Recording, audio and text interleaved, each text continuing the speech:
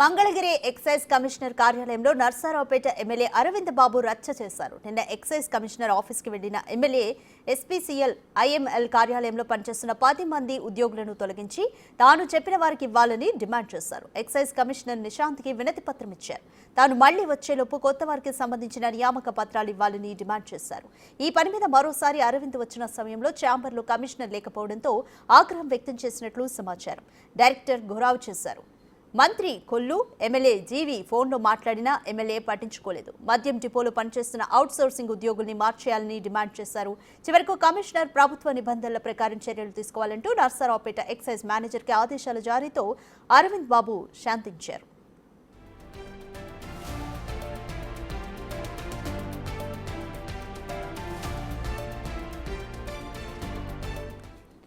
Right, more details మా ప్రతినిధి సాయి శంకర్ అందిస్తారు. సాయి శంకర్, మంగళగిరి ఎక్సైజ్ కమిషనర్ కార్యాలయంలో ఎమ్మెల్యే అరవింద్ బాబు రచ్చ చేశారు. అసలు ఏం జరిగింది?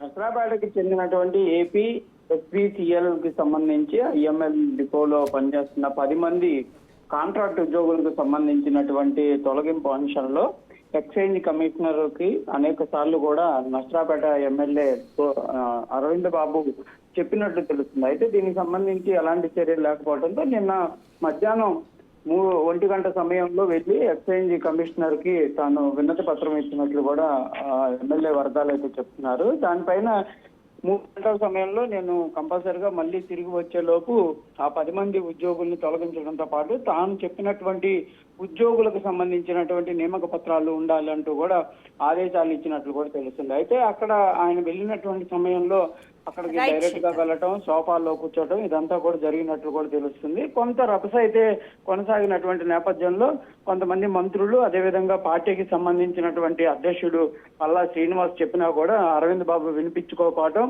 దానిపైన ఆయన ఆగ్రహం వ్యక్తం చేయడం ఇదంతా కూడా జరిగినట్లు తెలుస్తుంది. అయితే 3 గంటల సమయంలో వెళ్లే సమయానికి నితీష్ కుమార్ అందుబాటులో లేకపోవడంతో తీవ్ర ఆగ్రహాన్ని అయితే అక్కడ వ్యక్తం చేసినట్లు తెలుస్తుంది. అయితే సిబ్బంది వ్యవహరించినా కూడా ఆయన ఎలా పట్టించుకోకపోవడంతో ప్రస్తుతం ఇదైతే ఒక కలకలం రేపుతుంది. కానీ ఉద్యోగులకు సంబంధించినటువంటి అంశంలో మేనేజర్ కి అయితే నితీష్ కుమార్ అయితే ఆదేశాలు జారీ చేసినట్టు తెలుస్తుంది. ఏదైనప్పటికీ కూడా నర్సరావుపేట ఎమ్మెల్యే అరవింద్ బాబు ఎక్సైజ్ కి సంబంధించి చేసినటువంటి వివాదం మరోసారి వెలుగులోకి వచ్చినటువంటి పరిస్థితి.